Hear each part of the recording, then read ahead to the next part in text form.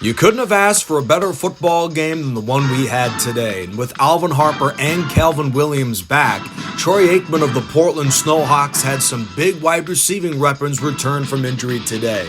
It was Ernest Givens on a key play on this opening scoring drive, but Aikman would find one of those new injured guys, Alvin Harper, his former teammate for the Dallas Dynasty of the 90s, good for the score, and the Snowhawks take an early 7-0 lead. Meanwhile, the Indianapolis Guardians have a pretty good quarterback too. That is Brett Favre. 14 touchdowns to 8 interceptions coming in this year. He would hand on the right side to Leroy Thompson, and he would score his 7th touchdown this season, and we are tied at 7. Next drive for Favre in Indianapolis. Well, he's a gunslinger, and he threw a critical interception here to set up Aikman and company, and they would take advantage with that Guardians defense. It results in a go-ahead Nick Lowry field goal. He's been efficient, 12 for 16 this season. Another big play here from Ernest Givens. Eric Pegram caps off the drive with a go-ahead touchdown for the Snowhawks. Aikman goes deep to Harper here. I don't know what the Guardians were thinking. It's a big play for the Snowhawks to get out of their own end. Then here's Ernest Givens in his turn. This offense is so good. And late in the first half, Aikman and the Snowhawks appear to be running away with the football game. Mark Logan with the score, and they're up 21-10 late in the first half. The Guardians will cough it up here. Sammy Smith, the fullback, commits a critical fumble, but it is scooped up by Mark Bavaro, the tight end, and that seemed to have been the sort of play that could jolt this offense, and it certainly did. Right past that interception to Bavaro, and he outruns the defense all the way to the 1, Thompson for the score. Into the second half now with Aikman playing well. He found his running back, Mark Logan, who makes a big play, and late in the third quarter, his Snowhawks lead 28-17. Favre would come out firing late in the third quarter. Another former Cowboy, Alexander Wright, makes a big catch and run here to set him up into the red zone. Sammy Smith reels it in over the middle, and the Guardians, just one play later, are back in the end zone. Another Leroy Thompson touchdown. With under 5 minutes left in the game, with plenty of points between Favre and Aikman, another Troy Aikman scoring drive seemed to be inevitable here late in this one. He throws across the body, but this time he's intercepted. Second pick of the game, Darren Perry, but they would get the ball back. Aikman finds Givens over the middle, and fittingly, he's the man that puts him in front by 2 scores, 35-24 off an extra point, and Aikman and the Snowhawks lead it with under a minute to go by 11. This one appeared to be over. Sammy Smith, the fullback, gets by the defense again. Favre, you can't count this guy out, finds Bavaro over the middle, and Leroy Thompson scores a play later. Thrilling game, but they need a play. Guardians attempt the onside kick. Great bounce. It is scooped up by the Indianapolis Guardians. Final play of the game, Favre throws to the end zone, and it is Alexander Wright who wins it in an 11-point comeback for Indianapolis. One of the great games of the season, Guardians win 38-35. The Riptide blew out Buffalo the last time they played in Week 3. Let's see what happens here. Starting out in Buffalo territory, Vinny Testaverde throws it over the middle to the man with knives on his hands, Brian Blades, and then would finish off the drive throwing it down the left side to Al Toon. He's watching cartoons in the end zone. Buffalo taking a 7-point lead.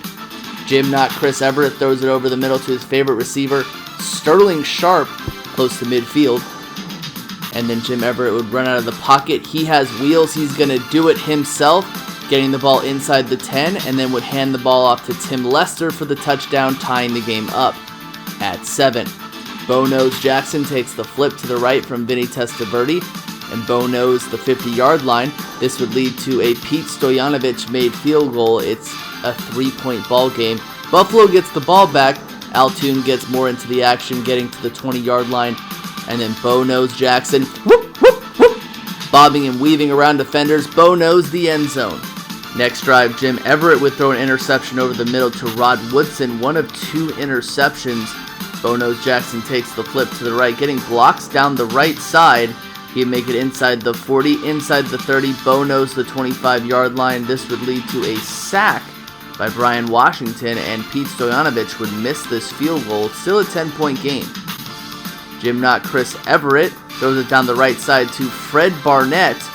Fred Barnett gets to the 10-yard line, and then Everett would run out of the pocket. He would get sacked. It's a fumble! Ball's recovered by the Buffalo Stampede.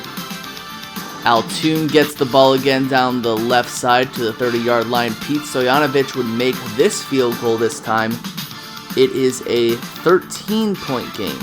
Fourth down for the Riptide, and Adrian Cooper would get the catch over the middle. Another fourth down for Everett, and Sterling Sharp would catch this seam route down the middle. Another fourth down for Jim Everett. Third in a row on this drive. Fred Barnett catches the pass, and this would lead to the bust. Jerome Bettis for the touchdown onside kick. The Riptide recover. They're down 6 points.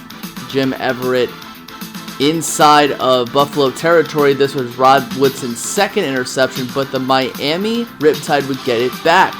1 minute left, inside 30 seconds. Tick, tick, tick, tick, tick.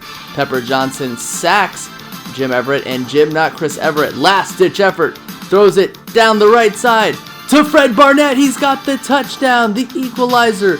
Casey needs to make this extra point to win, and it is good. Buffalo loses 21-20. Riptide are 8-3. Buffalo is 5-6. Las Vegas Gamblers, Cleveland Cardinals at this Monday Night Football game. Ken O'Brien makes a mistake early, throwing an interception over the middle to Vince Newsome. The Gamblers would start off in good field position as Chris Miller, play action rollout, bootlegs, throws the ball to Keith Jackson, and Keith Jackson's in the end zone for the early lead for the Gamblers. They're gambling early. Marcus Allen with the handoff inside of Gamblers territory, and Ken O'Brien would throw it down the left side to Robert Clark's got the touchdown. Game is tied. Cardinals get the ball back on their ensuing drive. Ken O'Brien throws it down the right side to his running back, Derek Brown, and he bobs and weaves around defenders, getting it inside the 30, and Marcus Allen, the Hall of Famer, he's got the touchdown. He's got a lot of touchdowns for the Cleveland Cardinals. However, Ken Willis would be no good on that extra point. It's only a 6-point lead. Shovel pass to Cleveland Gary on the ensuing drive for the Gamblers as he would make it into the end zone, making it 14-13 because they'd make the extra point. Ken O'Brien is in the pocket. He throws an interception to Isaac Holt, but this would be a missed field goal by Steve Christie. However, the Gamblers would take over later on in the game. Ricky Sanders would get the ball over the middle, avoiding defenders, making it to the 40-yard line of the Cardinals. And Chris Miller would set the team up pretty well as Drew Hill would catch the ball down the right side to the 15. Shovel pass to Cleveland Gary, but guess what? Ball's on the ground. It's a fumble. Ball's recovered by Ronnie Lippett. Cardinals have the ball deep in their own territory. Ken O'Brien loads up, throws to a diving Foghorn Langhorn, making it into Gamblers territory, and then Marcus Allen will do what he does best, bobbing and weaving around defenders, getting it inside Gamblers territory, and Ken Willis would this time add a field goal. It's a 2-point ball game, lead for the Cardinals. Ken O'Brien throws it to Brown, his running back, as they get the ball inside of the 20-yard line. Marcus Allen powers it in for the touchdown. 23-14. Gamblers have the ball inside Cardinals territory. Ricky Sanders catches a dazzling pass, a rocket catch to make it a 2-point ball game. Onside kick. Cardinals recover. Cardinals would add another touchdown, and they would win 29-21. They have 9 wins. Gamblers have 3. Thank you all for watching Week 11 of the BTFL Season 2. A few days ago, the NFL mourned the loss of former Kansas City Chiefs great Otis Taylor. During Taylor's NFL career, he was a Super Bowl champion, an AFL champion, 2-time All-Pro, and 2-time Pro Bowler. In the BTFL Season 1, Otis led the Chiefs with 22 receptions, 639 receiving yards, and 8 touchdowns on the road to an AFC title game, and a huge comeback on the season. Otis Taylor will be missed, and rest in peace to him. Thank you, everyone, and I hope you have a great day.